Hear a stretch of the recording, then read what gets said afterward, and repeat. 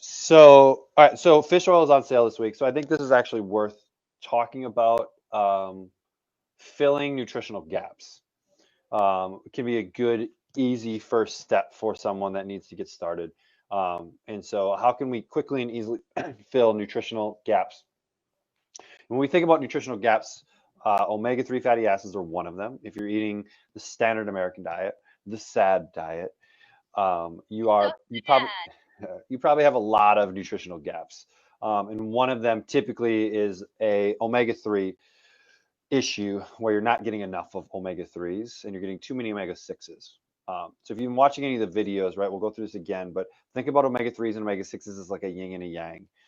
Inflammatory, anti-inflammatory. Sixes are inflammatory, threes are anti-inflammatory. We want a balance between the two. It's when they get way out of balance, like a lot of sixes to threes, then things become an issue, right? And so one way to, bring these back into balance, right, is to do more threes, right? Do more threes, which then brings it closer to the sixes. Ideally, we'd like the sixes to come down as well, and so we get a little bit more balance. So how do we do this? One is just starting to reduce the amount of like refined foods that we're eating. That means we're going to just do less of the oil thing, right? So if you didn't listen to our episode on the oils 2 episodes ago, we think, check it out, should be there. I don't know. You can learn all about that, right? But the other thing is to bring these threes up, right? One of the best ways to bring threes up is how?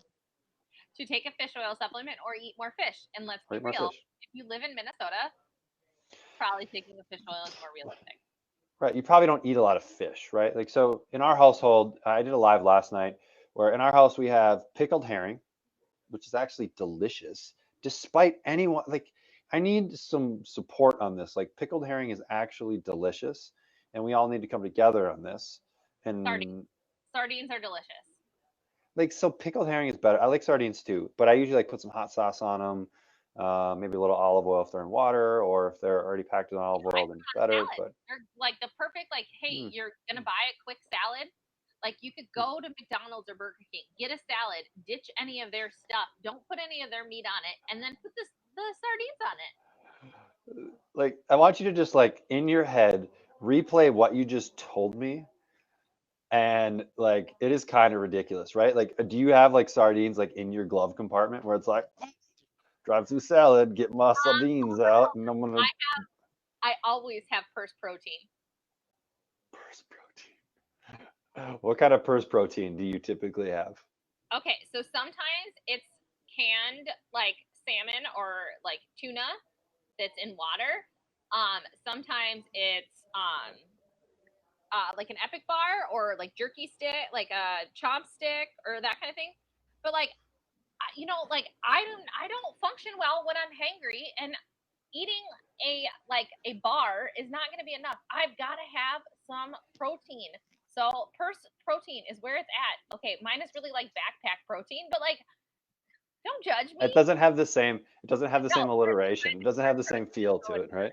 Purse protein. I've never heard that before. That is, that's good. I like that.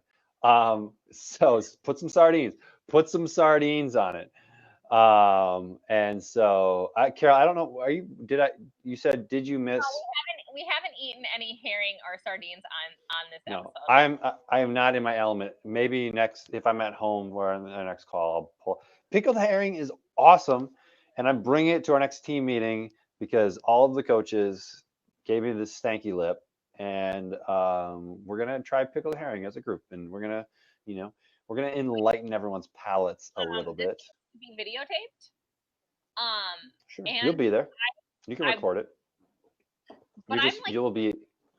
I'm in the corner when we do these meetings Hmm. now. Like I live in one corner and I can barely see other people. It's Sometimes because you you're not can't even move. on the video. It's you're on a computer. You can't move. We control you.